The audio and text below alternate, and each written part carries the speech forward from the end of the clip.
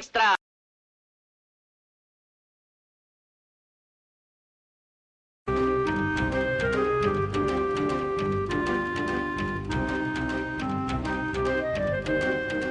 Terminada la guerra carlista, acabar con la guerra de Cuba es el gran objetivo del gobierno de Cánovas. Con esa intención decide el envío de más soldados y nombra capitán general de la isla al general Martínez Campos.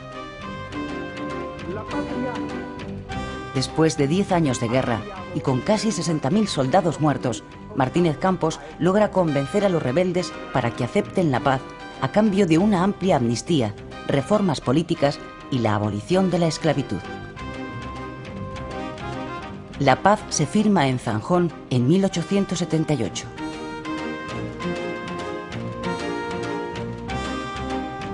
El general cubano Antonio Maceo, que no acepta la paz, se va al exilio. Los independentistas pierden el primer envite, pero la semilla del nacionalismo ha prendido ya en gran parte de la sociedad cubana.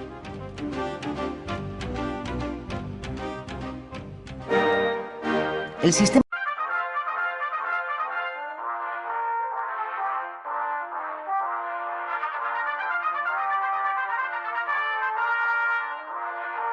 ¡Extra!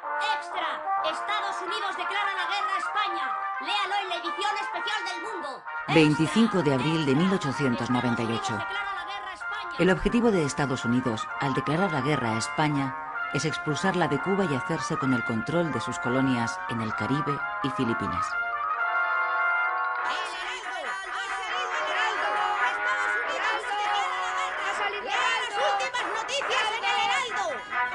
La noticia no sorprende demasiado en España, porque en cierta medida era esperada. Unos días antes, el gobierno de Estados Unidos había dejado clara su posición. Habría guerra si España no le vendía a Cuba. El precio que ofreció por la isla fue de 300 millones de dólares. El gobierno español, aún siendo consciente de la desigualdad de fuerzas y habiendo hecho hasta entonces lo posible por evitar la guerra, declinó la oferta. En la calle, la reacción mayoritaria ante la inminencia de la guerra es eufórica y patriotera. Casi todos dan por hecha la victoria contra los yanquis. Los periódicos se llenan de dibujos satíricos donde los estadounidenses aparecen como cerdos bien cebados o habitantes de un país de tenderos y comerciantes de poca monta. El delirio colectivo se instala en el país.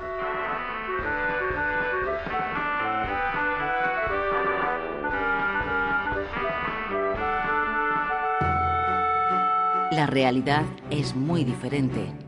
Estados Unidos, como potencia emergente que es, lleva varios años renovando su flota y construyendo acorazados como este, el Olympia, que todavía hoy se conserva atracado en Filadelfia. El gobierno se dispone a llevar a la práctica la doctrina que el presidente Monroe puso en marcha a comienzos de siglo: América para los americanos.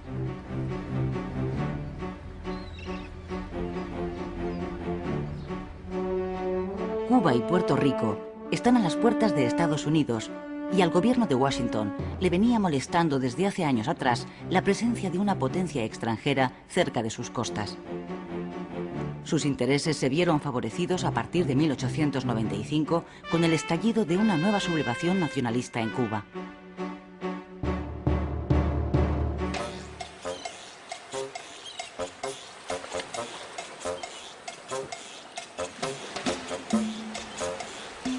Fue en febrero de 1895 cuando los líderes de la sublevación, el poeta José Martí y los generales Máximo Gómez y Antonio Maceo, desembarcaron en la isla. Los tres habían vivido exiliados en Estados Unidos, donde habían conseguido apoyo político y financiero.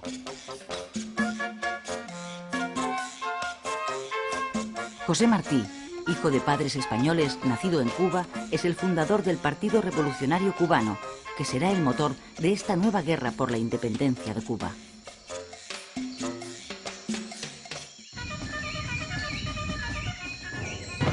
Un mes después de su desembarco, Martí moría en una de las primeras escaramuzas de su ejército contra las tropas españolas.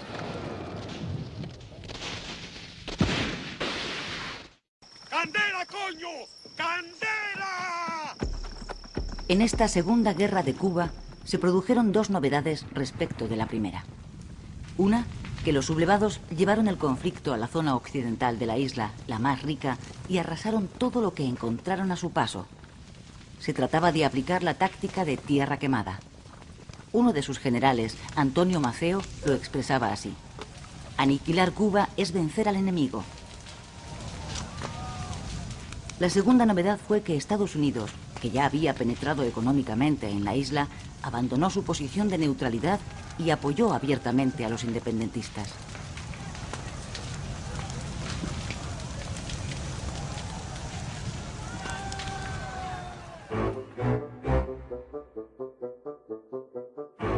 El estallido de la guerra en Cuba produjo efectos inmediatos en la política española.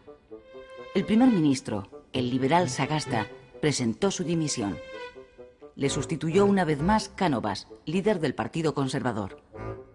Ambos políticos estaban de acuerdo en que la autonomía de Cuba era ineludible, pero discrepaban sobre la fórmula más adecuada para ponerla en marcha. Cánovas sostenía que la paz tenía que ser previa a las reformas. Sagasta prefería comenzar por las reformas porque creía que ellas traerían la paz.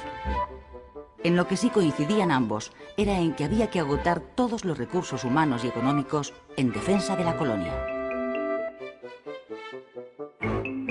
Dimitido Sagasta, Cánovas nombró al general Martínez Campos, conocido como el Pacificador porque había puesto fin a la anterior guerra de Cuba, nuevo capitán general de Cuba, con el encargo de buscar la paz por la vía del pacto.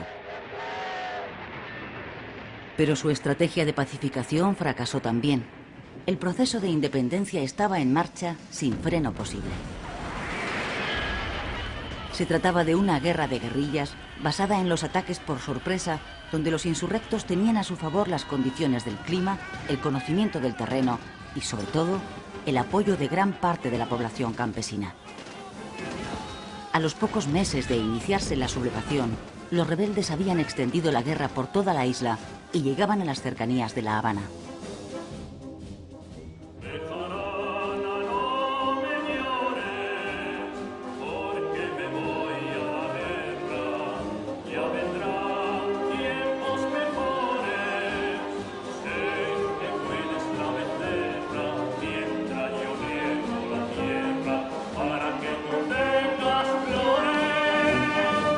Miles de soldados españoles fueron enviados a Cuba. Las despedidas se convirtieron en manifestaciones de entusiasmo en medio de un clima de euforia nacionalista. Hasta 200.000 reclutas llegarían a salir de los puertos españoles con destino a la isla. Todos ellos tenían en común su origen humilde. A la guerra solo iban los pobres, los que no podían pagar los 9 euros, 1.500 pesetas de entonces, que costaba librarse del servicio militar. 50.000 de ellos morirían en Cuba.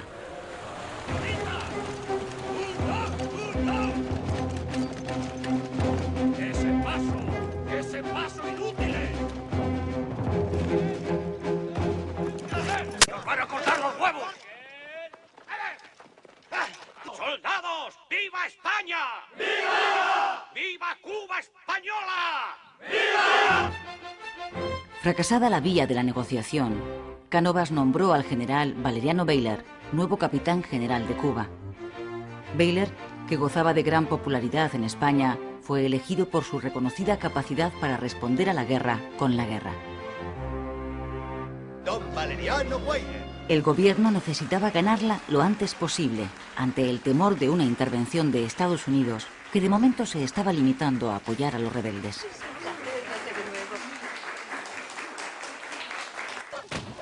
El general Bayler dio un giro radical a la estrategia mantenida hasta entonces. Con el propósito de aislar a los independentistas de su soporte social, los campesinos que les facilitan información, alimentos y apoyos, ordenó a la población rural que se concentrara en poblados controlados por las fuerzas españolas. Además, reforzó las trochas ya utilizadas en la Primera Guerra de Cuba, aunque con poco éxito. Estas son las truchas, o sea, caminos desbrozados y bordeados de fortines. El planteamiento estratégico es sencillo.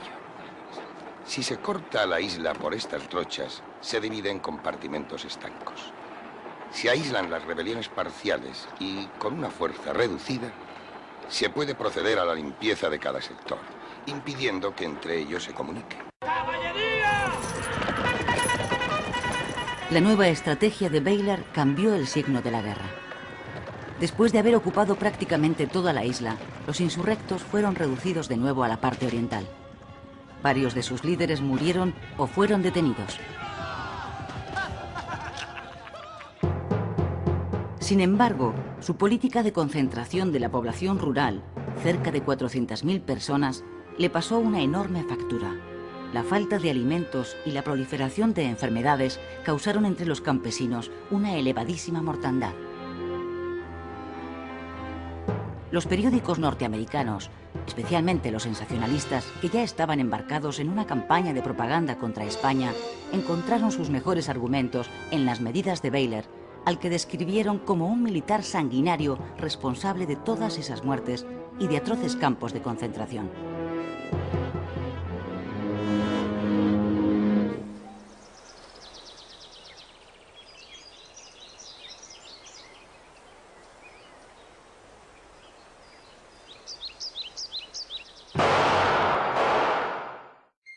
Agosto de 1897.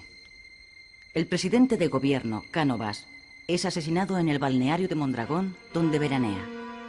El autor es un anarquista italiano que actuó solo. Todavía hoy continúa siendo un enigma quién estuvo detrás del magnicidio.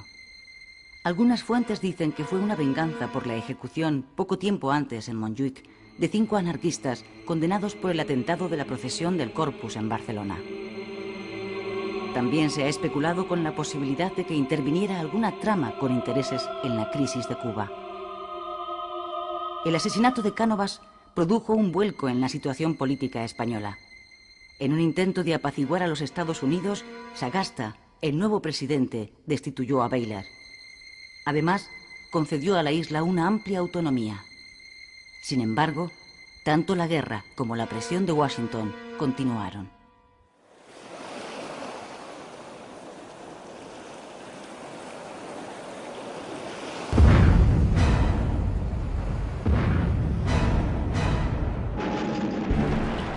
La explosión del acorazado norteamericano Maine en el puerto de La Habana, donde murieron más de 250 tripulantes, aceleró los acontecimientos.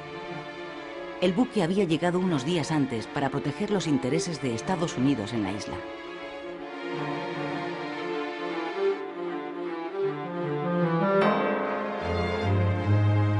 Las últimas investigaciones apuntan hoy a un accidente como causa de la explosión. Pero la reacción de la opinión pública norteamericana fue unánime. Se acusó a España de sabotaje. La prensa exigió represalias a su gobierno e incluso ofreció una recompensa a quien descubriera a los autores, por supuesto españoles, de la tragedia. A España ya le resultaba casi imposible evitar la guerra. El gobierno ordenó entonces a una parte de la escuadra española partir hacia Cuba para reforzar su protección. Otra parte la envió a Filipinas. Esta es la única imagen que conservamos de uno de nuestros acorazados, el Vizcaya.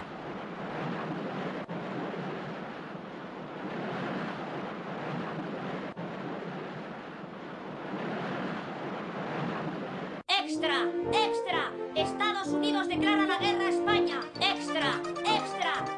Con la declaración oficial de guerra a España, en abril de 1898, Estados Unidos se dispone a poner en marcha su proyecto imperialista. Al gobierno español, consciente de la desigualdad de fuerzas, no le queda otra solución que aceptar el duelo, presionado también por el clima ultranacionalista que domina al país.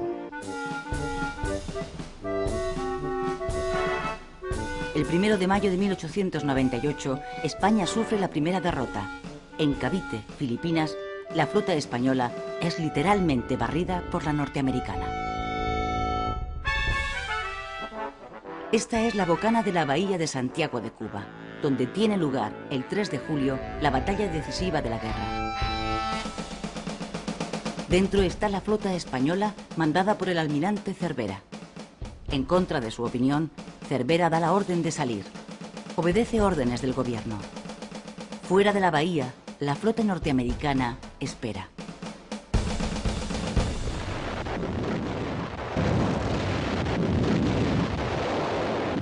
Tras 4 horas de combate, la escuadra española sufre una derrota aplastante.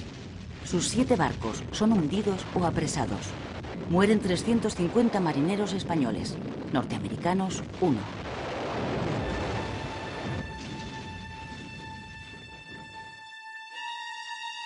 Así quedó el Vizcaya, uno de los 4 cruceros acorazados de la flota de Cervera después de la batalla.